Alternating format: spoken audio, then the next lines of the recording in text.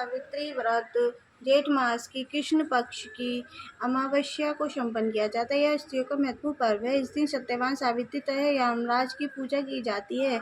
सावित्री ने इसी व्रत के प्रभाव से अपने मृतक पति सत्यवान को धर्मराज से छुड़ाया था।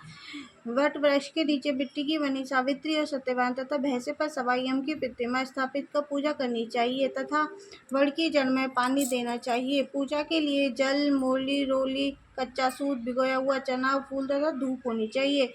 जल से वट वृक्ष के सींचकर तने के चारों ओर कच्चा धागा लपेटकर 3 बार परिक्रमा करनी चाहिए। इसके पश्चात सत्यवान सावित्री की कथा सुननी चाहिए। इसके पश्चात भीगे हुए चनों को बयाना निकालकर उस पर यथाशक्ति रुपए रखकर अपनी सास को देना चाहिए तथा उनके चरण स्पर्श करने चाहिए। मृत देश के राजा अश्वती ने अपनी पत्नी सहित संतान के लिए सावित्री देवी का विधि पूर्वक व्रत तथा पूजन करके पुत्री होने का वर प्राप्त किया। सर्वगुण संपन्न देवी सावित्री ने पुत्री के रूप में अश्वपति के घर कन्या के रूप में जन्म लिया। कन्या के युवा होने पर अश्वपति ने अपने मंत्री के साथ सावित्री को अपना पति चुनने के लिए भेज दिया। सावित्री अपने मन के अनुकूल वर का चयन कर जब लौटी तो उसी दिन देव ऋषि नारद उनके यहाँ पधारे। नारद जी पूछने पर सावित्री ने कहा, यमराज, घुमतसेन के पुत्र सत्यवान की कीर्ति सुनकर उन्हें मैंने पति रूप में वर्ण कर लिया है। नारद जी सत्यवान तथा इस सावित्री के गुणों को गणना कर अश्वपति को बधाई दी तथा सत्यवान के गुणों की भूरी भूरी प्रशंसा की और बताया कि सावित्री के 12 वर्ष की आयु होने पर सत्यवान की मृत्यु हो जाएगी। नारद जी का बात सुनकर राजा अश्वपति का चेहरा मुरझा गया। उन्होंने सावित्री से किसी अन्य को अपना पति चुनने की सलाह दी, परंतु सावित्री ने उत्तर दिया, आर्य कन्या होने के नाते जब मैं सत्यवान का वर्णन कर चुकी हूँ तो अब मैं चाहे अल्पायु हूँ या दीर्घायु, मैं किसी अन्य को अपने हृदय में स्थापना नहीं दे सकती। सावित्री ने नारद से सत्यवान की मृत्यु का समय ज्ञात कर लिया। दोनों का विवाह हो गया। सावित्री अपने श्रेष्ठ परिवार के साथ जंगल में रहने लगी।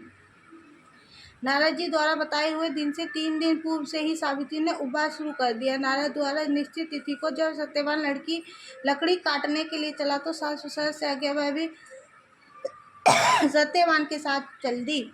सत्यवान वन में पहुंचकर लकड़ी काटने के लिए वृक्ष पर चढ़ा।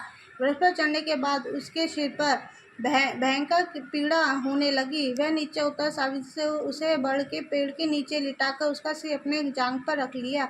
देखते ही देखते कहीं ऐसा भी उल्लंघ मिलता है कि वट वृक्ष के नीचे लेटे हुए सत्यवान को सर्प ने डस लिया था। सावित्री सत्यवान को वट वृक्ष के नीचे ही लिटाकर यमराज के पीछे चल दी। पीछे आती हुई सावित्री को यमराज ने उसे लौट नहीं जाने का आदेश दिया। इस पर वह बोली, यमराज, यहाँ पति वही पत्नी, यही धर्म है, यही मर्यादा है। सावित्री की धर्म निष्ठा से प्रसन्न होकर यमराज बोले, पति के प्राणों के अतिरिक्त कुछ भी मांग लो। सावित्री ने यमराज से सास ससुर की आंखों की ज्योति और दीर्घायु यमराज तथास्तु कहकर आगे बढ़ गए। सावित्री भी यमराज का पीछा करती। यमराज ने अपने पीछे आती सावित्री से वापिस लौट जाने को कहा तो सावित्री बोली, पति के बिना नारी के जीवन की कोई सार्थकता नहीं। यमराज ने सावित्री के पति धर्म से खुश होकर पुण्य वरदान मांगने के लिए कहा। इस बार उसने अपने ससुर का राज्य वापिस दिलाने की प्रार्थना यथास्तु कहकर यमराज आगे चल दी। सावित्री जब भी यमराज के पीछे चलती, इसी बार सावित्री यमराज से 100 पुत्रों की मां बनने का वरदान मांगा। तथास्तु कहकर यमराज आगे बढ़े तो सावित्री बोली, आपने मुझे 100 पुत्रों का वरदान दिया है, पर पति के बिना माँ किस प्रकार बन सकती हूँ?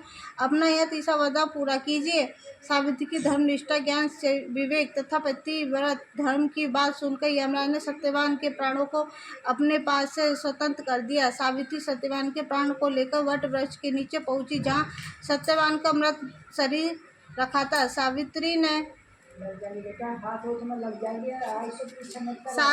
ने भूलोक में भगवान शंकर के किसी में यह अम्मा चुप हो जा